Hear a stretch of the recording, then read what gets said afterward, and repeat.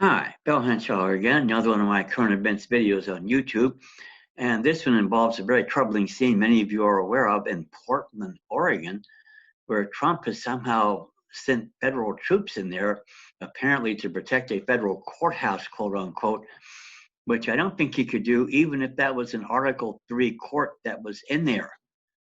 I mean, this is unprecedented, and it raises a lot of disturbing questions, particularly for me. For example, I mean, how can they do this? I don't even think they could do it in wartime, let alone with what's going on now. Maybe a rebellion and invasion, but there's no known state of rebellion and invasion in existence unless it's the continuance of the war between the states from 1865. As far as I know, there's no treaty between the Confederate States of America and the government of the United States, and they may think that's still going on. That's how crazy this is. But a lot of people of very wide political stripes here, right wing, left wing, you name it, are unhappy about this, and they should be. For me, it raises questions given what the left wing media tells you is going to be a close election. And I thought from day one it probably wouldn't be. I mean, my God, Biden's almost 80 years old. He's not going to survive the term, even if he gets elected. And he's barely competent when he talks, hardly can put two words together. So if that's the case, if you're Trump, you probably don't want to engage in an activity like this. It's going to have widespread backlash and maybe affect the voters. So I don't understand what the agenda is here, or if the Republicans either simply think they have the election clinched, or they have another way to go about achieving the same result. One of those ways could be for Trump to just simply issue an executive order deferring the presidential election for a given period of time. That's also unprecedented, and I don't know that he would get away with it. But I'm not ruling anything out at this point with all this crap that's going on since January. In federal, regional, martial law rule, who the hell knows how much power the commander-in-chief of the armed forces actually has.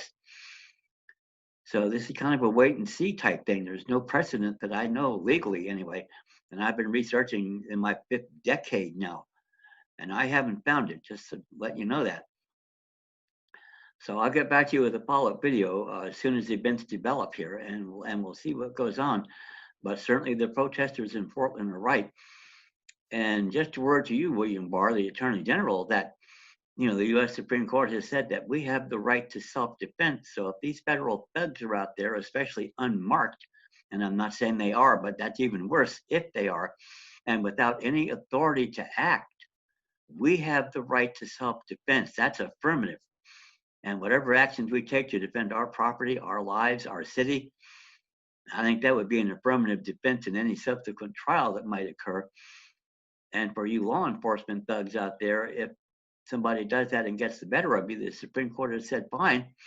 They reversed the case, where a guy was convicted in South Dakota of killing a cop, who tried to arrest him. But the problem was the cop at that time, turn of the century, about 1902, didn't have a warrant, didn't have probable cause.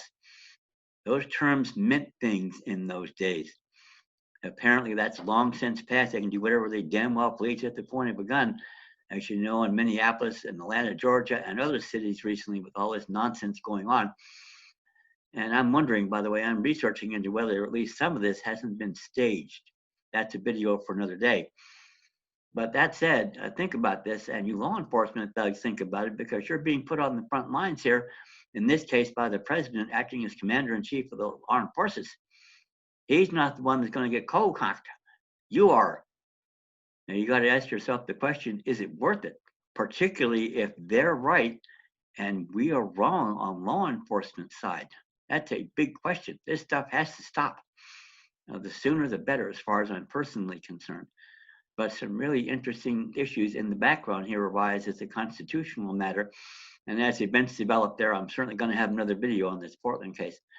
Oh, I should have said it earlier, by the way. For more information on my products, I have constitutional defense document packets that, among other things, teach you that you have the right to self-defense and why. And we go into that Supreme Court decision and some other authority that tells you exactly why we do. And you're going to love all of it.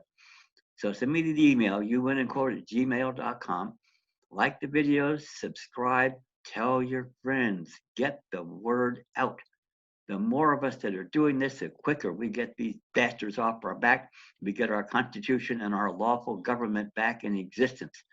That's the goal of my entire operation. It has been for 4 decades, and now in my 15th year all in. And we have an unprecedented window to do some real good here. So remember to do that. Remember to tell your friends, get the word out. That's the best thing you can do. Thank you.